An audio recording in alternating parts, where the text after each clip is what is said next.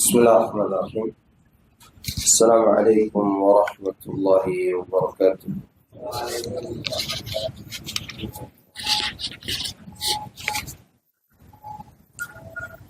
إن الحمد لله نحمده ونستعينه ونستغفره ونعوذ بالله من شرور أنفسنا وسيئات أعمالنا. من يهده الله فلا مضل له ومن يضلل فلا هادي له وأشهد أن لا إله إلا الله وحده لا شريك له وأشهد أن محمدا عبده ورسوله صلى الله عليه وعلى آله وأصحابه أجمعين وسلم تسليما كثيرا مزيدا. أما بعد،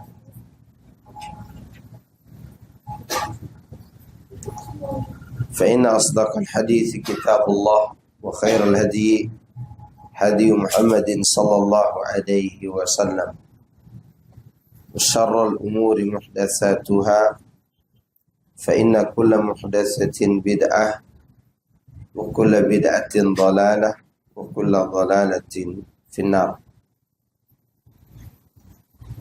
Nah, ikhwan fillah jazakumullah. Alhamdulillah, malam ini kita diberikan kesempatan oleh Allah untuk berkumpul kembali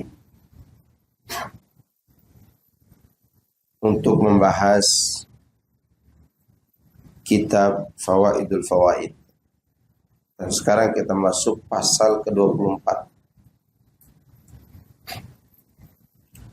Pasal ini menjelaskan tentang al-haulu wal quwwatu billahi wahdah.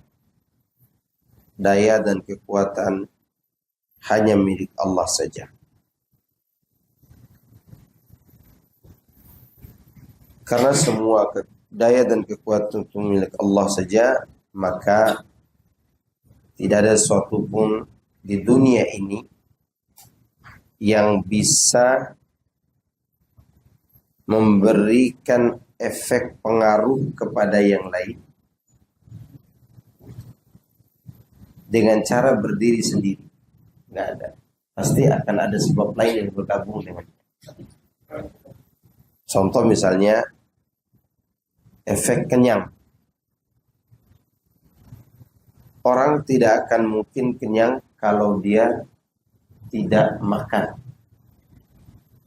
Kira-kira kalau ada makanan di depan kita dan kita tidak menggunakan tangan untuk makan, bisa nggak makanan itu masuk? Bisa. Artinya segala sesuatu dia bisa memberi pengaruh kepada yang lain apabila ada sebab lain yang bersamanya. Tidak bisa dia berdiri sendiri. Maka di sini Syekh Al-Imam Ibnu Qayyim mengatakan, laisa fil wujudil mumkini sababun wahidun mustaqilun bitta'sir. Tidak ada sesuatu pun di alam nyata ini secara konkret dia menjadi sebab yang bisa memberikan pengaruh dengan sendirinya. Enggak ada. Enggak ada. Bal la yu'assiru sababun albattah illa bindimami sababin akhar ilaihi wa intifai mani'in yamna'u ta'sirahu. Bahkan satu sebab tidak bisa memberi pengaruh sedikit pun kecuali ada sebab lain yang bersamanya atau yang bergabung bersamanya.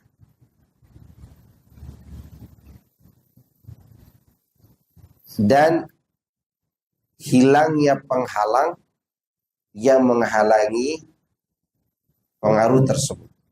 Kadang sebabnya sudah ada nih, udah ada juga pendukungnya, tapi penghalangnya masih ada.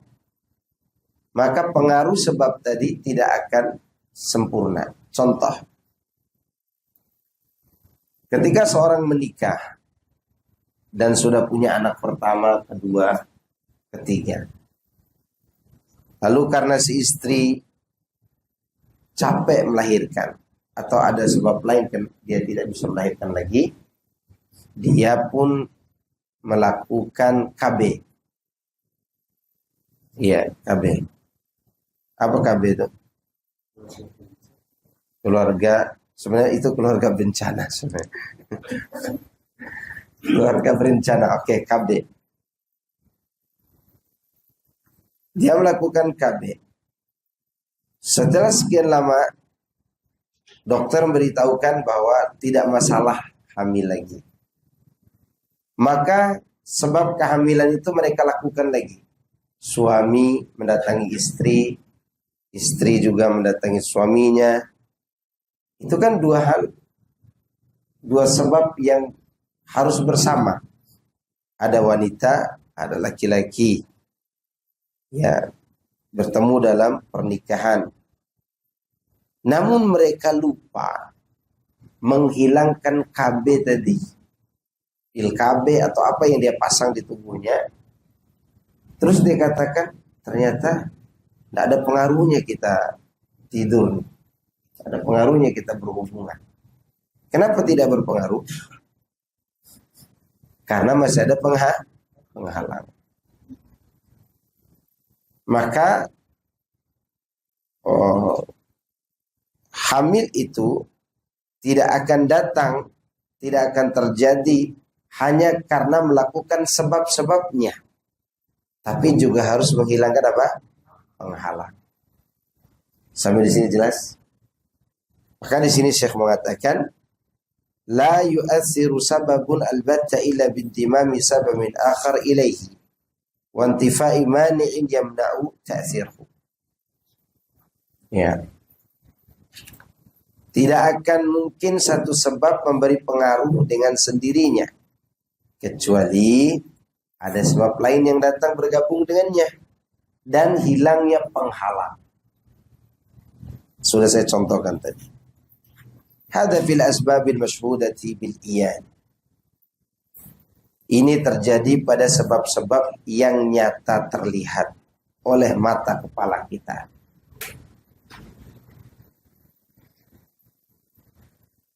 Wa fil asbabil ghaibah wal asbabil ma'nawiyah.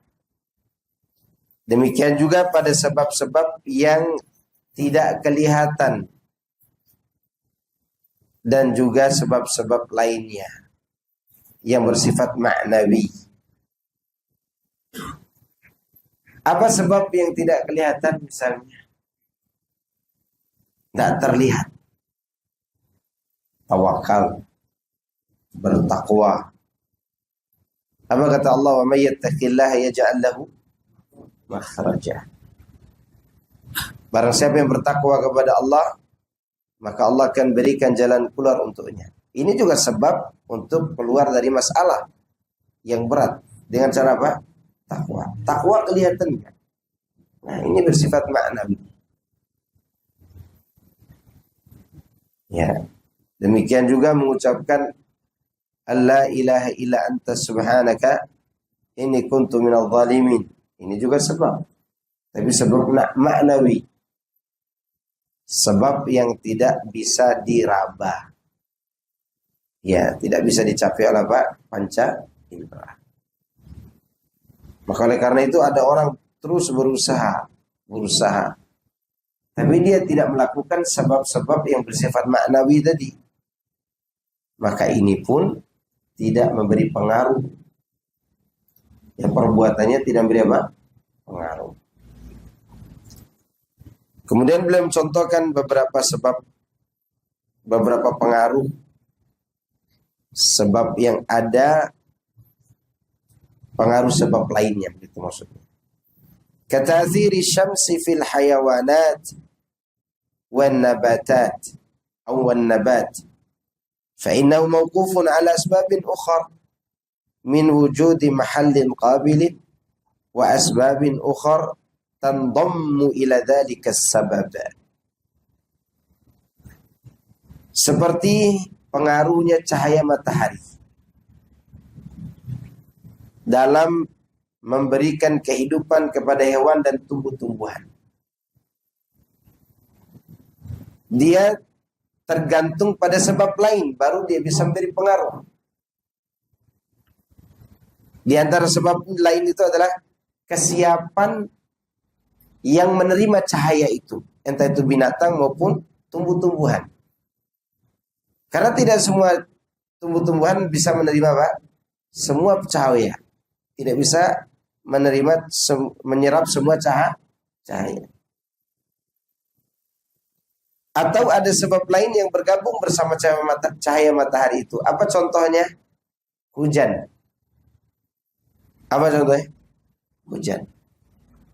Bisakah tumbuh-tumbuhan tanpa hujan? Nggak bisa. Tapi kalau hujan terus, bisa nggak tumbuh? Dia bergantung juga kepada cahaya matahari. Ya. Maka ini yang perlu kita pahami dengan baik. Bahwa dunia ini, sebab-sebab yang ada ini tidak bisa memberi pengaruh dengan sendiri. Pasti bergantung pada sebab lain.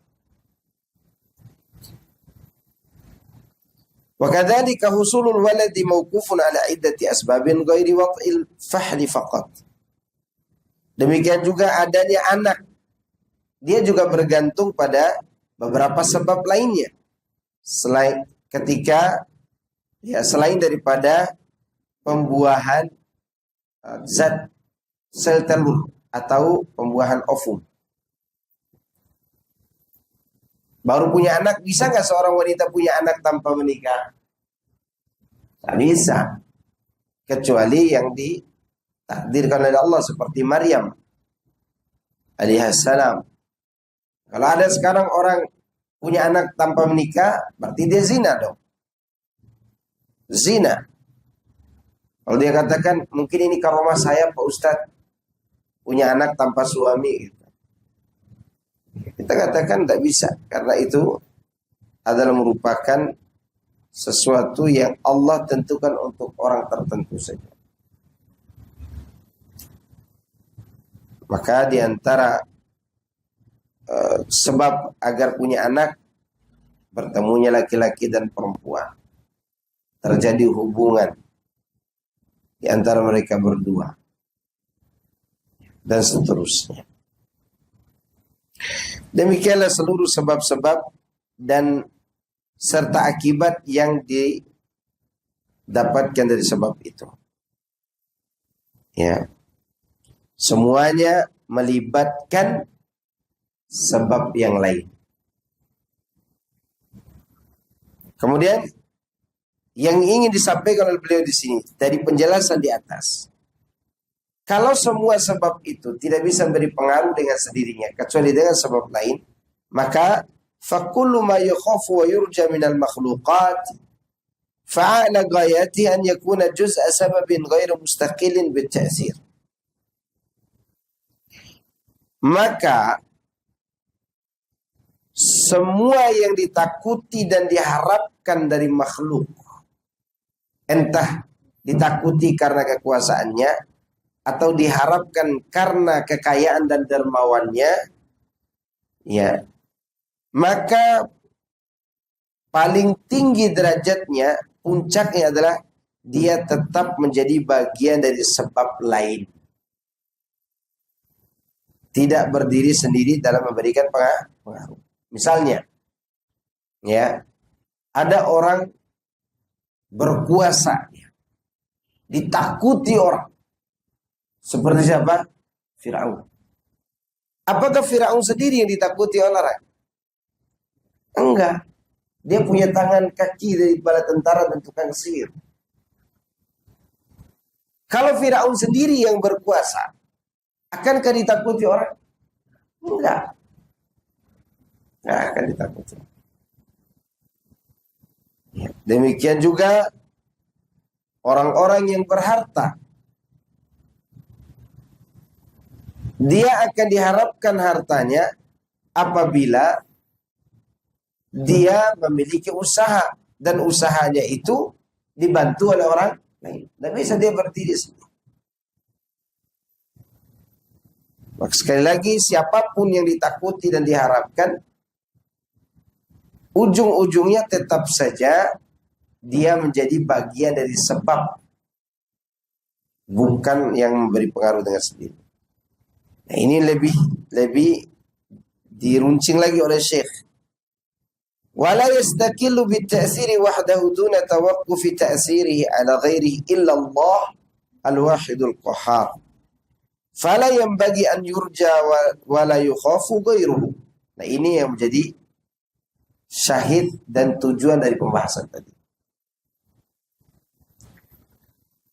Dan tidak ada sesuatu pun yang bisa memberi pengaruh dengan sendirinya tanpa adanya pengaruh yang lain, kecuali Allah saja, yang Maha Esa lagi Maha Perkasa. Maka tidaklah pantas selain Allah diharapkan dan ditakuti. Tidak pantas.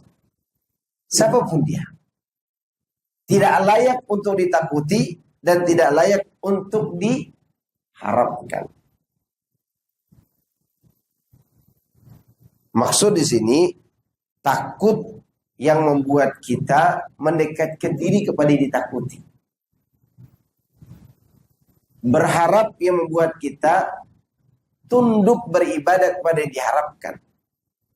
Adapun takut tabi'i tidak masalah. Bahkan takut tabi'i itu nikmat dari Allah Azza wa Jalla. Seperti takut digigit anjing, ya kan? Takut apa lagi?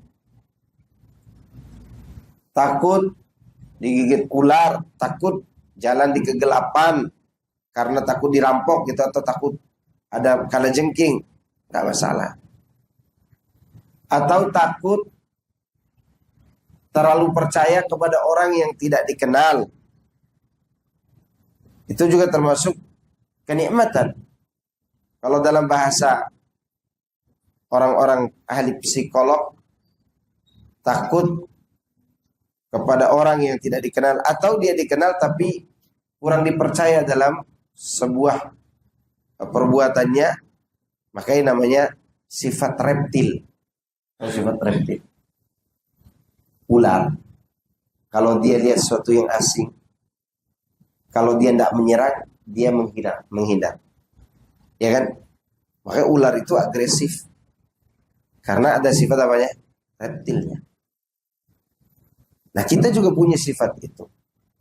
Takut ditipu orang, ya, dan seterusnya. Contoh ini. Saya contohkan ya.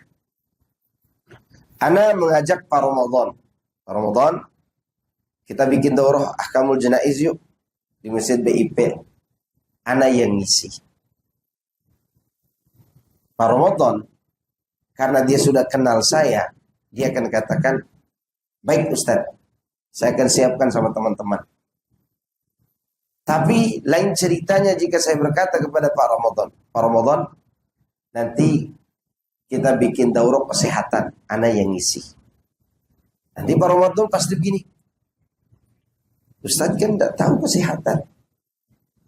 Kan sikap dia seperti ini, atau dalam hati dia bertanya-tanya, itu namanya sikap sifat reptilnya dia. Dia tidak langsung percaya pada sesuatu yang dia belum tahu tentangnya. Misalnya ana biasa ngisi kajian, biasa khutbah Jumat. Saya tawarkan diri, saya mau isi daurah Ahkamul Janaiz, saya mau isi khutbah Jumat. Dia akan buatkan jadwalnya, dengan tenang dia buat. Tapi kalau saya katakan ana ngisi kajian kesehatan misalnya, kira-kira apa akan reaksi dia? Nah, reaksi begini ini karena sesuatu yang baru nih, tidak pernah dikenal oleh jiwa dia. Sama seperti orang mau pergi umroh, Depak memberi standar harga 26 juta, paling murah. Tiba-tiba ada orang nawarin, berangkat umroh yuk, 18,5 kita berangkat. Jangan-jangan penipuan nih. Tapi ada nama Ustadz Maskur di situ. Akhirnya antum telepon rame-rame ke anak, Ustadz betul nih. Nah, antum nelpon itu karena apa? Sifat tadi. Ya kan? Jangan-jangan dimasukin aja nama Ustadz nih untuk menipu-nipu nih. Antum akhirnya sibuk nelpon anak tuh. Nelpon, benar gak ini Ustadz? Benar. Itu sifat baik tuh. Itu namanya apa? Sifat reptil. Sama seperti berguru kepada orang yang kita tidak kenal. Berguru agama.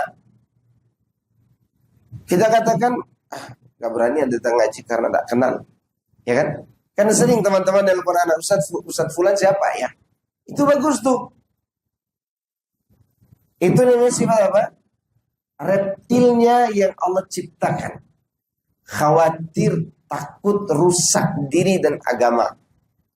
Karena sesuatu yang belum dikenal. Ini tidak masalah. Yang masalah yang dimasalahkan oleh Syekh di sini adalah bila takutnya kita membuat kita beribadah kepada yang ditakuti. Atau berharapnya kita membuat kita terhina kepada yang diharapkan. Dan ini tidak boleh kita peruntukkan kecuali kepada Allah. Maka ini yang dimaksud fala yanbaghi an yurja wa la yukhafu ghairuhu. Tidak boleh terlalu takut dan berharap kepada selain Allah. Kenapa? Karena mereka yang diharapkan itu, mereka yang ditakuti itu, dia tidak bisa memberikan pengaruh dengan sendirinya. Itu yang menjadi intinya. Ya. Kemudian kata beliau, antara roja dan khauf. Judul-judul ini diberikan oleh Sya'ali ya, Sya'ali Hasan. Ya. Lalu dibawakan perkataan Ibnu Qayyim. Wa hadza burhanun qat'iyyun ala anna ta'alluq ar-raja' wal khauf bighairi batil. Dari semua penjelasan tadi, ini adalah merupakan bukti yang nyata, dalil yang pasti bahwasannya terlalu mengikat harapan dan rasa takut kepada selain Allah, dia adalah merupakan kebatilan. Apa? Kebatilan. Ya. فإنه لو فرض أن ذلك سبب مستقل وحده بالتأثير لكانت سببيته من غيره ولا منه. Kalaupun dipastikan bahwa sebab itu sendiri yang memberikan pengaruh, niscaya ada pengaruh lain, bukan dari dia, tapi dari yang lain. Siapa dia? Allah Azza wa Jalla. Contoh misalnya, ada ahli buat meja. Ahli buat apa? Meja. Ini meja depan saya. Ini apa namanya? Meja. Meja ini diciptakan oleh manusia, ya enggak?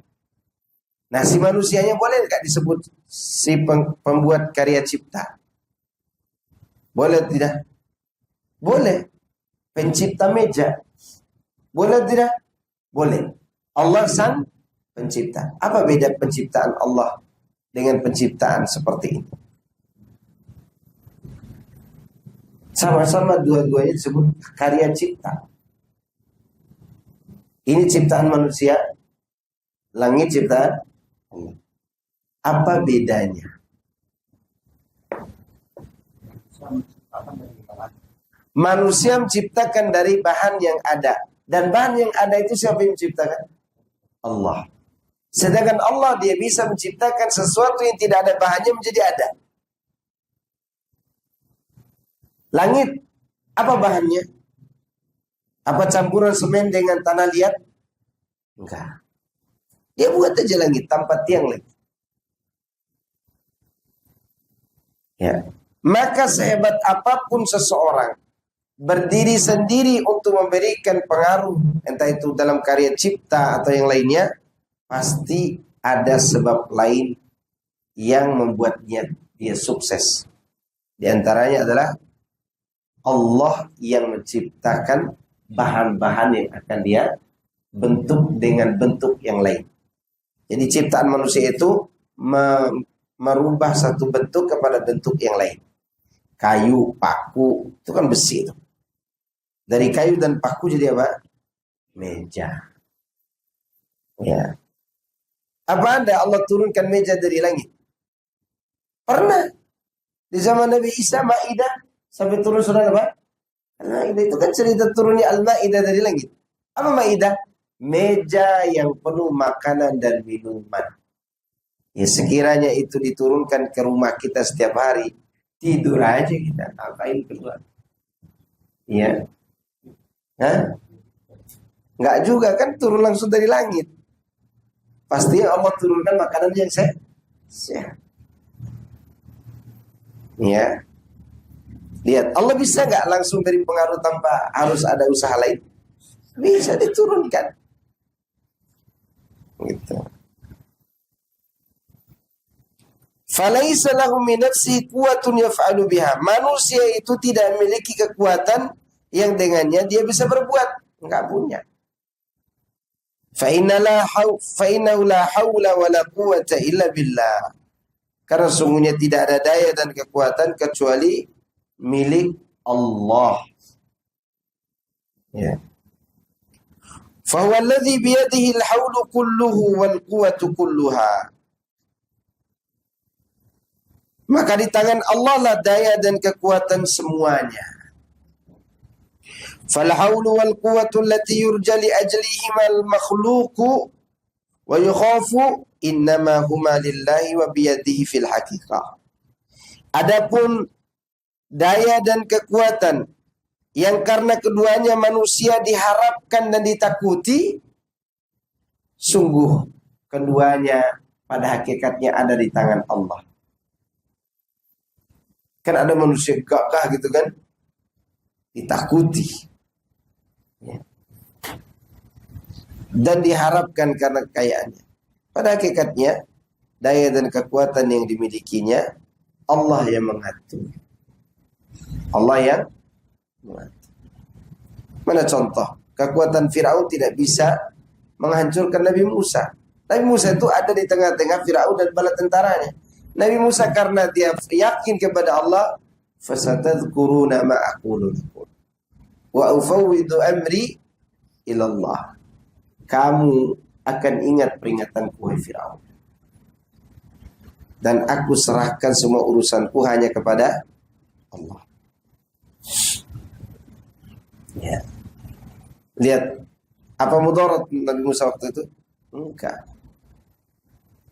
Seharusnya orang-orang yang berdakwah itu kayak gitu. Jangan menjadi dai ammah dan dai umara. Tahu dai ammah dan umara? Dai ammah itu dainya masyarakat. Apa keridhaan masyarakat diikuti. Dai umara itu apa yang diridhoi pemerintah diikuti. Sedangkan yang ketiga dai al-millah. Yang diridhoi oleh Allah dalam agama dia katakan. Nah Nabi Musa karena dia yakin hanya Allah yang memiliki daya dan kekuatan, apa yang dia takuti? Dia tetap menjelaskan kebenaran. Sekarang celakanya para dai ini, mereka bukan takut kepada yang berkuasa, tapi takut karena tidak bisa mendapatkan hati followers dan netizen. Iya nggak? Akhirnya takut apa? Takut bicara tauhid, takut bicara syirik, takut bicara sunnah, takut bicara apa? Bid'ah. Takut kepada siapa? Takut kepada netizen. Ya kan? Berharap terlalu banyak kepada mereka. Sehingga apa yang dilakukan? Mereka membuat sebuah pembahasan yang sesuai dengan keinginan orang banyak. Saya diberitahu oleh salah seorang mantan produser TV. Dia yang mengendalikan ustadz-ustadz di TV itu. Jangan ngomong ini, jangan ngomong itu. Ikutin arahan saya. Seakan-akan dia orang alim. Sekarang udah tobat, alhamdulillah udah ngaji. Ya. Apa dia katakan? Orang memilih kajian-kajian keluarga ini karena lebih cepat mendapatkan followers. Dia produser. Dia seorang apa? Produser. Memilih kajian-kajian yang cinta apa gitu. Nggak apa-apa silakan. Tapi kalian jangan sampai lupa tugas para nabi dan rasul yang dia datang menjelaskan apa? Tauhid. Tanpa memperdulikan disukai orang atau tidak. Nabi SAW orang yang paling disukai oleh orang Arab di sekitarnya. Tapi begitu dia berdakwah tauhid, apa yang terjadi? Dia diusir dari kampung halaman. Maka apa ditakuti kalau begitu? Maka dialah manusia yang memiliki banyak followers padahal dia tidak punya akun. Ya. Begitu Nabi Muhammad SAW berhasil mengumpulkan rasa takut dan harapnya hanya kepada Allah Azza wa Jalla. Disebutkan dalam hadis yang sahih. Ya, dan disahihkan oleh Syekh Albani rahimahullah. Rasulullah SAW mengatakan, "Man iltamasa ridallah bisakhatin nas, radiyallahu anhu wa arda anhu nas. Wa man iltamasa ridan nas bisakhatillah, sakhitallahu alaihi wa askhata alaihi nas." Barang siapa yang mencari ridho Allah meskipun manusia murka, maka Allah akan meridhoinya dan Allah akan membuat manusia juga ridho padanya. Barang siapa yang mencari ridho manusia padahal Allah murka, maka Allah memurkainya dan Allah buat manusia juga ikut memurkainya. Kalau begitu, apa bisa kita harapkan dari sesuatu yang tidak punya daya dan kekuatan itu? Kalaupun dia memilikinya dan ditakuti dan diharapkan, pastinya dua-duanya itu daya dan kekuatan itu hakikatnya adalah ada di tangan Allah. Hanya saja kenapa kita takut kepada musuh? Karena kita sendiri banyak dosa. Itu masalah kita ini. Kenapa kita takut dikuasai oleh pemimpin begini dan begitu? Karena kita sendiri bergelimang dalam perbuatan maksiat. Allah itu tidak mungkin berbohong dalam berjanji, tidak mungkin. Sebagaimana Rasulullah SAW pernah bersabda dalam hadis yang sahih, di mana Nabi SAW mengatakan, Inna Allah zuwiya lil arda faraitu masyariqaha wa magharibiha. Sungguhnya Allah Inna Allah zawaliyal arda faraitu masyariqaha wa magharibaha. Sungguhnya Allah mengumpulkan bumi ini untukku. Lalu aku melihat bagian timur dan bagian baratnya.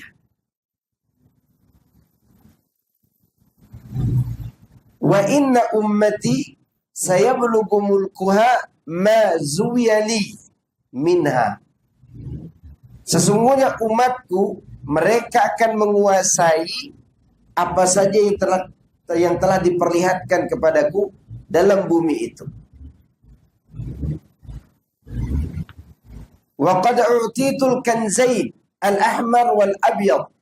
Aku diberi dua perbendaharaan kekayaan, yang warna merah dan warna putih. Maksudnya emas dan perak dan intan permata yang ada di Persia dan Romawi. Wa inni sa'altu rabbi alla yuhlikahum bisanatin bi'ammah wa alla yusallitu alaihim aduwan siwa anfusihim fayastabiha baydatahum. Aku juga menitipkan harapan kepada Allah untuk umatku. Apa harapan beliau? Jangan sampai Allah membinasakan umatku dengan musim paceklik yang berkepanjangan.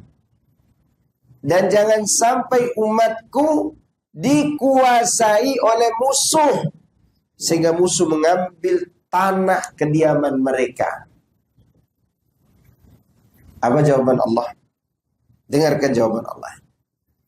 Agar kita bisa tahu tolak ukur siapa yang salah ini. Ketika negeri-negeri Islam dikuasai musuh. Kata Allah, ya Muhammad, inni idza qadaitu qada'an fa innahu la yuraddu. Muhammad, aku kalau sudah menetapkan sebuah ketentuan, tidak ada yang bisa menolak. Nggak ada yang bisa membantah. Wa inni qad a'taituka li ummatika an la usallita 'alaihim 'aduwwan min siwa anfusihim fayastabiha baydatahum walau ijtama'a man bi aqtariha. Kata Allah, Muhammad, sesungguhnya apabila aku telah menentukan sebuah ketentuan, tidak akan ada yang bisa menolaknya. Dan aku telah berikan permintaanmu untuk umatmu. Yaitu aku tidak akan membinasakan mereka dengan musim paceklik yang berkepanjangan. Dan aku tidak akan biarkan mereka dikuasai oleh musuh mereka, sehingga musuh itu mengambil kediaman mereka. Walaupun musuh-musuh itu berkumpul dari seantero bumi ini. Lihat.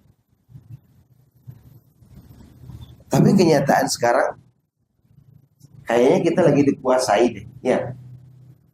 Hadisnya masih ada lanjutnya. Apa lanjutannya?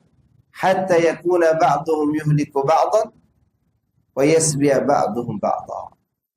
Sampai kapan musuh akan menguasai mereka? Sehingga umatmu saling membinasakan satu sama lain. Dan hingga mereka saling memenjarakan di antara mereka. Ini terjadi nggak? Terjadi. Maka seharusnya yang kita khawatirkan ini adalah perilaku kita kepada Allah. Kenapa bisa terjadi perpecahan? Karena jauh dari Al-Quran dan Sunnah. Tidak mengikuti syariat. Mengikuti gaya agama diri sendiri dan nenek moyang serta kiai dan habibnya. Bahkan sampai mengikuti cara beragamanya si Gufron. Tahu Gufron? Ya. Yang bahasanya cuma inama qali itu. Gak ada yang lain. Itu yang merusak. Terjadi perpecahan di antara kaum muslimin. Maka musuh bersiap-siap untuk menguasai. Ya. Kalau dia mengatakan negara kita ini kayaknya penguasanya jadi penguasa boneka deh. Nggak usah banyak komentar. Nggak usah komentar seperti itu. Kita harus berbicara tentang diri kita. Kita ini sudah memenuhi syarat terkabulnya doa tadi kan? Di mana di antara kita sendiri ini bermusuhan? Antum pernah lihat orang Nasrani membubarkan khutbah pendeta di satu gereja lain? Pernah lihat nggak? Nggak pernah. Orang Hindu bubarkan kajian orang Hindu, pernah lihat nggak? Di Islam ada orang Islam membubarkan kajian orang Islam. Pernah lihat orang Nasrani larang bangun gereja Nasrani lainnya? Di kaum muslimin ada yang melarang bangun masjid kaum muslimin. Ajib nggak? Dan ini yang diharapkan oleh Yahudi. Karena mereka baca hadis tadi. Hadis tadi terdapat dalam riwayat Muslim.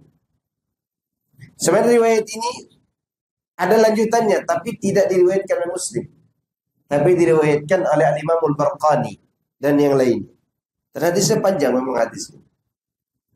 Ya. Di antara sebab kenapa terjadi perpecahan, kata Nabi SAW selanjutnya, wa innama akhafu ala ummatil a'immatal mudillin. Ini sebabnya. Yang paling kutakuti umatku, yang paling takuti atas umatku adalah para ulama-ulama yang menyesatkan. Ini yang membuat kita berpecah belah. Ya, itu yang membuat kita gelisah, takut. Setiap ada pemilu tetap aja takut dikuasai oleh fulan. Sehingga kita semua diseret untuk ikut pemilu. Padahal kalau fulan jadi presiden sama aja. Fulan jadi presiden sama aja. Sama aja Parung tidak akan laku-laku seperti dulu. Ya kan? Ya Bang Daus. Ya. Sama aja. Harusnya kita titipkan semua harapan dan rasa itu kepada siapa? Kepada Sang Maha Kuasa. Kita punya Allah. Cobalah sendiri kita di waktu tahajud. Cobalah sendiri kita selesai sholat. Cobalah sendiri kita di saat kita tidak dilihat orang. Cobalah kita berjalan di satu jalan, kemudian kita memiliki uang 1.000, 2.000, tidak usah terlalu dianukan, berikan kepada orang miskin. Bantu kepada orang-orang yang tidak punya. Pada saat itu Allah akan datangkan apa? Keridhaan kepada kita. Dan hati ini akan selalu berharap kepada Allah. Dia tidak akan pernah berpaling kepada selain Allah. Ya, seperti orang yang jatuh cinta. Kalau cintanya sudah jadi tabiat, sulit berpindah ke lain hati. Demikian orang yang sudah jatuh cinta kepada Allah.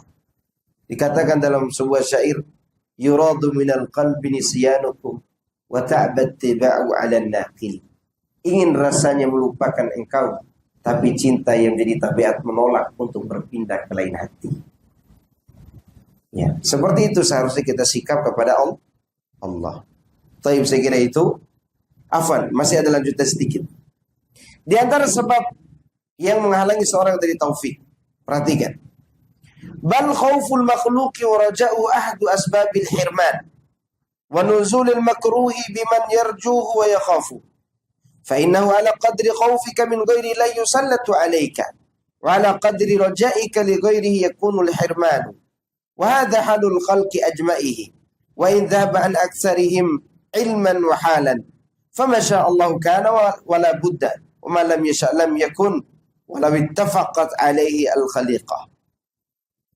Bahkan rasa takut kepada makhluk dan berharap kepada makhluk adalah salah satu sebab yang menghalangi kita dari taufik. Apa taufik? Mengamalkan ilmu. Terlalu berharap kepada orang, terlalu takut kepada makhluk, itu menghalangi kita dari taufik. Contoh, antum takut menerapkan sunnah di kampung antum karena takut dikata-katain orang, benar gak? Maka terhalanglah dari taufik menerapkan sunnah itu. Itu contoh yang nyata. Ya. Demikian juga terlalu takut dan berharap pada makhluk salah satu sebab yang mendatangkan sesuatu yang tidak diinginkan oleh seorang. Karena maka seukuran mana rasa takutmu kepada selain Allah, sebesar itu Allah menguasakan orang tadi kepadamu. Demikian juga seukuran mana kau berharap kepada selain Allah, maka sebesar itu penghalang taufik dari dirimu. Ya. Inilah keadaan makhluk secara umum. Meskipun keadaan ini bisa hilang dari orang yang memiliki banyak ilmu dan amal. Jadi, yang bisa menghindari rasa takut dan berharap dan terhalang dari taufik ini adalah orang-orang yang rajin belajar ilmu dan mengamalkannya. Ya. Famasya Allah kana, maka dengan keyakinan apa yang Allah kehendaki pasti terjadi, dan yang tidak dikehendaki oleh Allah tidak akan mungkin terjadi. Tidak akan terjadi. Ya. Dan tidak akan pernah muncul meskipun seluruh makhluk berkumpul untuk mewujudkannya, tidak akan pernah terjadi. Ya. Berapa banyak yang direncanakan oleh orang dengan uang biaya yang begitu besar tapi tidak terjadi. Kenapa? Karena memang Allah tidak menghendakinya. Coba antum yang suka touring San Mori hari Ahad, masih ada nggak di Jakarta itu jalan-jalan yang belum ada atapnya, masih tiang-tiang saja? Masih. Apa rencananya dulu? Bikin jalan lah layak. Kalau Allah tidak kehendaki, tidak akan terjadi. Maka dari sini, jemaah sekalian, baik antum maupun ibu-ibu, tidak usah terlalu gelisahkan kehidupan ini. Terutama ibu-ibu di belakang tabir ini. Ya, yang takut suaminya yang ganteng-ganteng ini keluar rumah. Suaminya keluar rumah dipasang chip. Dipasang GPS kemana dia pergi, dia lagi ngapain. Mau tahu semuanya, mati Anda di tempat tidur gara-gara apa? Gelisah. Kena penyakit gula, kena penyakit liver, kena penyakit apa? Ginjal. Orang yang terlalu khawatir kena ginjalnya. Ya. Maka ini menunjukkan punya banyak ilmu, punya banyak keyakinan. Apa yang harus diyakini? Semua yang ditetapkan Allah pasti terjadi. Tidak akan meleset. Tidak akan apa? Meleset. Dan yang tidak dikehendaki Allah tidak akan pernah terjadi. Ya. Tidak akan pernah terjadi. Maka semua makhluk ini tidak mungkin mewujudkan apa yang tidak dikehendaki oleh Allah Azza wa Jalla. Ya. Apa contoh makhluk yang katanya makhluk terkuat dari seluruh makhluk yang Allah ciptakan, baik kuat secara jumlah maupun fisik? Siapa? Kaum Samud. Apa masih bisa diteruskan keturunannya sampai hari ini? Enggak kan? Itu kalau dia punya keturunan sampai hari ini, kaum Imla, kaum Judais, kaum Samud. Ya, kalau masih ada keturunan sampai sekarang, mati kita semua jadi preman di Parung ini. Besar tinggi orang. Gara-gara fisiknya besar, mereka sombong, angkuh, banyak harta, banyak keturunan. Apa mereka katakan? Nahnu aktsaru amwalan wa auladan. Wa ma nahnu bima'adzabin. Kami banyak harta, kami banyak keturunan, bagaimana mungkin kami diazab, kata mereka. Dihabisi oleh Allah Subhanahu wa taala. Ya kan? Iya. Tapi saya kira itu yang bisa Anda sampaikan, semoga ini bermanfaat bagi anak, dan semoga Allah Subhanahu wa taala memberikan kita kesempatan dan taufik untuk hidup dalam kebaikan, dan semoga ketika Allah mencabut nyawa kita semuanya dicabut dalam keadaan husnul khatimah. Ya, semoga dosa-dosa yang kita lakukan setiap hari di hari-hari ini diampuni oleh Allah Subhanahu wa taala. Boleh minta pulpen sebentar. Baik, ada pertanyaan silakan. Ini tanggal berapa? Tanggal 5 atau 8. Semoga Allah memberikan kita umur panjang dan keberkahan dan kebaikan. Syukran. Ada pertanyaan? Kalau tidak ada saya tutup ya. Ibu-ibu ada yang bertanya? Enggak ada. Subhanakallahumma wa bihamdika asyhadu an la ilaha illa anta astaghfiruka wa atubu ilaik. Assalamualaikum warahmatullahi wabarakatuh.